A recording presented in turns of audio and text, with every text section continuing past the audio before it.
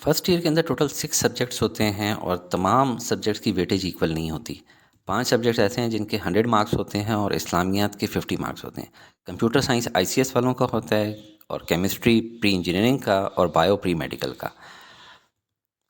National language है उर्दू और इस्लामियात भी नेशनल लैंग्वेज उर्दू में ही है और बहुत आसान होती है, ज़्यादा इसके ऊपर बच्चे ज़्यादा फोकस नहीं करते। Math, physics, chemistry, computer, bio ये स्टूडेंट्स नॉर्मली प्रिपेयर करते हैं पूरा साल। हालांकि देखें इनके भी 100 मार्क्स हैं और इंग्लिश के भी 100 मार्क्स हैं, लेकिन इसको स्टूडेंट्स निगलेक्ट कर देते हैं कि बहुत आसान है। हालांकि इतनी आसान नहीं होती और आखिर में 60 मार्क्स आ जाते हैं, जिसकी वजह से आपका पूरा स्कोर ख़राब हो जाता है और फिर आप रो रहे होते हैं। इसको समझने के लिए कि आपने कैसे करना है, आपको पेपर पैटर्न पता होना चाहिए कि कैसे क्वेश्चंस आएंगे, किसकी वेटेज ज़्यादा है, और जब आप इसकी अहमियत को समझ जाएंगे फिर आप सही प्रिपेयर कर सकेंगे और इंशाल्लाह 100 मार्क्स लेंगे। तो मैंने अपने बेटे को भी यही चीज़ें समझाई हैं, आपको भी समझा रहा हूँ। इंग्लिश के टोटल 100 मार्क्स होते हैं और 3 सेक्शन होते हैं। सेक्शन ए 20 मार्क्स का, सेक्शन बी 40 मार्क्स का और सेक्शन सी 40 मार्क्स का। सेक्शन ए आपको पता ही है कि वो एमसीक्यूज़ का होता है और उसके टोटल 20 एमसीक्यूज़ होते हैं, सबका एक एक पार्ट होता है और हर किसी का एक एक नंबर होता है। जनरली इस किस्म के होते हैं। 5 मैं आपको एग्जांपल दिखा देता हूँ। मिसाल के तौर पे सिनोनिम पूछा जा सकता है, पोएटिक डिवाइस पूछी जा सकती है, एलिट्रेशन पूछी जा रही है, एंटी क्लाइमैक्स पूछा जा रहा है, ट्रांजिशनल डिवाइस पूछी जा रही है। यानी ओवरऑल ये एक टफ क्वेश्चन होगा जिसके अंदर ग्रामेटिकल आपकी सेंस समझी जाएगी। क्वेश्चन 2 सेक्शन बी के अंदर टोटल 40 मार्क्स हैं। सेक्शन 2 इसका बिगेस्ट सवाल होता है जो कि कंप्रीहेंशन पैसेज होता है 250 टू 300 वर्ड्स का। इसके अंदर 28 मार्क्स हैं। यानी सेक्शन बी का देखें, ये सबसे बड़ा सवाल होता है। क्योंकि ये एक जनरली आसान सवाल होता है, बच्चे समझते हैं कि हमारा पूरा पेपर ही बहुत अच्छा हो रहा होगा, हालांकि बाद में वो बहुत सारी चीज़ों में गंद भी करते हैं। इस क्वेश्चन के फर्दर कितने पार्ट्स हैं? पहला पार्ट होता है summary writing and suggesting title. इसके 8 मार्क्स होते हैं और ये कंपलसरी होता है। 1 मार्क होता है टाइटल सजेस्ट करने का। टाइटल कितना होना चाहिए? देखें जी, छोटा सा टाइटल होना चाहिए। ये मैं सारी की सारी चीज़ें आपको बाद में फर्दर समझाऊंगा और डिटेल इसके लेक्चर लूँगा। और समरी राइटिंग कितनी होनी चाहिए? 1/3। इसके बाद 7 और सवाल होते हैं जिनमें से 5 कंपलसरी होते हैं और सबके 4-4 मार्क्स होते हैं, इक्वल मार्क्स। तो 4 5 ज़ा 20 प्लस 8 28 मार्क्स। तो सेक्शन बी का पहला क्वेश्चन जो कि क्वेश्चन 2 है, उसके टोटल 28 मार्क्स होते हैं। इस तरह की नॉर्मली एक समरी आती है इस साइज़ की और इसके जो क्वेश्चन होते हैं वो इस फॉर्मेट में होते हैं। पहला कंपलसरी क्वेश्चन होता है जिसमें समरी और टाइटल सजेस्ट करना होता है और बाकी इसके अंदर से आपको क्या समझ आ रही है वो सवाल होते हैं। क्वेश्चन 3 2 स्टेंजाज होंगे, दोनों के नीचे 3-3 क्वेश्चंस होंगे और इनमें से आपने कोई एक करना होगा। यानी कि टोटल 6 सवाल होंगे तो दोनों में से एक के 3 सवाल करने होंगे और टोटल मार्क्स भी 6 होंगे। जब 3 सवाल आपने हल करने हैं तो 2 2 और 2 तीनों के 2 मार्क्स होंगे। अब ये देखिए, मिसाल के तौर पे जो आपका मॉडल पेपर है उसमें एक स्टेंजा ये है, उसके नीचे 3 सवाल हैं और एक स्टेंजा ये है, उसके नीचे 3 सवाल हैं। दोनों में देखें, एक में थीम पूछा गया है, एक में राइमिंग स्कीम। इसमें पोएटिक डेफिनेशन ऑफ लव, ये भी थीम ही है बेसिकली, और राइमिंग स्कीम। तो टोटल आपसे जो 3 सवाल पूछे जाएंगे उसमें थीम पूछी जा सकती है, general understanding of standard, rhyming word या स्कीम क्या होती है, पोएटिक डिवाइसेस क्या होती हैं इसमें, और dominant mood and tone in stanza, इस किस्म के सवाल पूछे जाएंगे। ये इसका सबसे डिफ़िकल्ट पोर्शन है, part B. From general aspects of play 2 questions आते हैं, अटेम्प्ट एनी 1 क्वेश्चन, और 6 मार्क्स का होता है। जनरली प्ले हम लोग देखते ही नहीं है, शेक्सपियर हम लोगों ने कभी नाम ही नहीं सुना होता आजकल बच्चों ने, तो वो हल क्या करेंगे कि प्ले के कैरेक्टर्स क्या होते हैं। ये एक देखें, ये आपके मॉडल पेपर में ये सवाल है, ये सवाल है और ये सवाल है। पूरा साल गुजर जाएगा, टीचरें इसके ऊपर जो है ना नहीं आएंगी और इसकी वजह से फाइनली 6 नंबर बच्चे यहाँ से लूज़ कर जाते हैं और इसमें ज़ीरो लग जाता है। तो ये बहुत इंपॉर्टेंट है, इसको भी मैं इंशाल्लाह समझाऊंगा। सेक्शन सी की तरफ आते हैं जो कि 40 मार्क्स का है। इसमें पहला क्वेश्चन है क्वेश्चन 4, रिज्यूमे लिखना है आपने विदाउट कवरिंग लेटर या एप्लीकेशन फॉर जॉब। ज़ाहिर जब आप एफएससी कर लेंगे उसके बाद कुछ बच्चे होंगे जो कि उसी टाइम पे चाहेंगे कि जॉब ले लें और कुछ चाहेंगे आगे इंजीनियरिंग, मेडिकल या कंप्यूटर साइंस करके फिर जॉब लें। तो आपको एप्लीकेशन लिखना आनी चाहिए कि अच्छी एप्लीकेशन बताती है कि आप कैसा लिख सकते हैं। 8 मार्क्स इसके हैं और 3 आपको एग्जाम्पल दिखाता हूँ जो कि आपके मॉडल पेपर में है। Right your resume for the post of manager. दूसरा, एक अखबार में एक इश्तिहार आया हुआ है मेडिकल ऑफिसर के लिए, सिचुएशन वैकेंट है तो आपने अपनी एप्लीकेशन भेजनी है। और तीसरा, write your CV for the post of financial adviser in insurance company. तो मकसद ये है कि आपको एप्लीकेशंस लिखना आ जाए।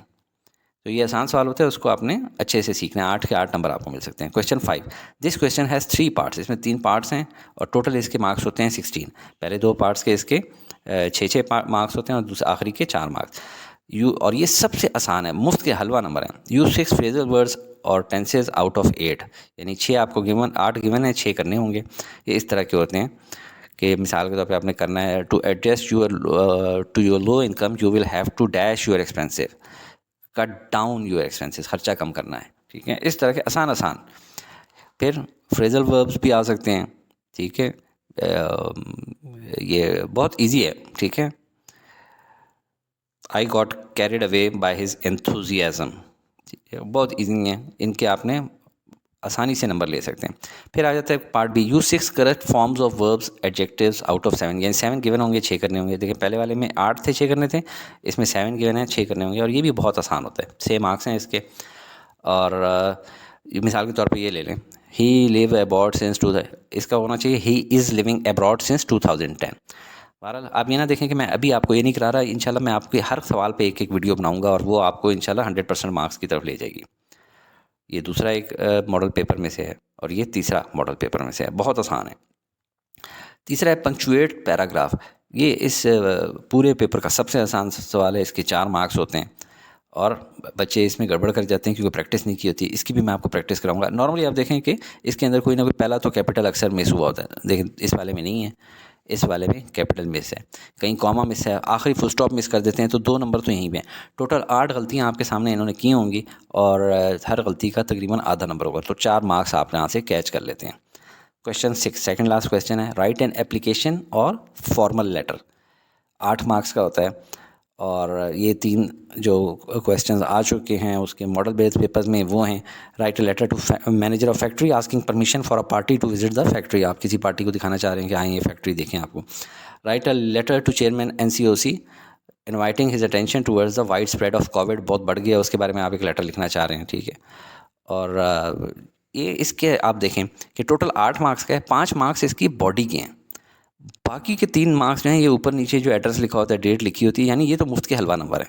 और ये आपको तब मिलेंगे जब आपने अंदर वाली बॉडी कम से कम सही लिखी होगी, चाहे आपकी इंग्लिश उसकी ठीक नहीं भी है, लेकिन अगर आपने बॉडी ठीक लिख दी है ना, यानी कि 3 पैराग्राफ्स डाल दिए, तो फिर आपको इसके अगर 5 नंबर ना भी मिले कि आपने अंग्रेज़ी ठीक नहीं लिखी हुई, तो ये 3 नंबर तो मिलने ही मिलने हैं, लेकिन आप ये भी ठीक लिखेंगे। क्यों? क्योंकि मैं आपको इसकी भी इंशाल्लाह तैयारी कराऊंगा। आखिरी question, question number 7, translate from English to Urdu और डायलॉग राइटिंग, यानी चॉइस है डायलॉग लिख लें, डायलॉग राइटिंग, या उर्दू के अंदर ट्रांसलेट कर लें। 8 मार्क्स का क्वेश्चन है, बच्चे क्या करते हैं, ट्रांसलेट कर लेते हैं इंग्लिश टू उर्दू। मैं हूँ तो मैं कभी भी ट्रांसलेट ना करूँ, क्योंकि आजकल के बच्चों की उर्दू बहुत वीक है और वो समझते हैं कि ये छोटा था, जल्दी ख़त्म हो जाएगा, जल्दी ख़त्म करने के चक्कर में 8 में से 2 या 3 नंबर ले लेते हैं। डायलॉग राइटिंग आप करेंगे, अपनी पसंद से करेंगे और अपनी मर्ज़ी से करेंगे तो आपको सहूलत रहेगी। मसलन ये देखें उर्दू कितनी मुश्किल लिख रही है, एक तो लिखने से हैंड राइटिंग ख़राब हो जाती है, टीचर को वहीं पे थोड़ा सा गुस्सा आ जाता है, वो नंबर काट लेते हैं। तो ये दूसरा मॉडल पेपर था और ये तीसरा मॉडल पेपर।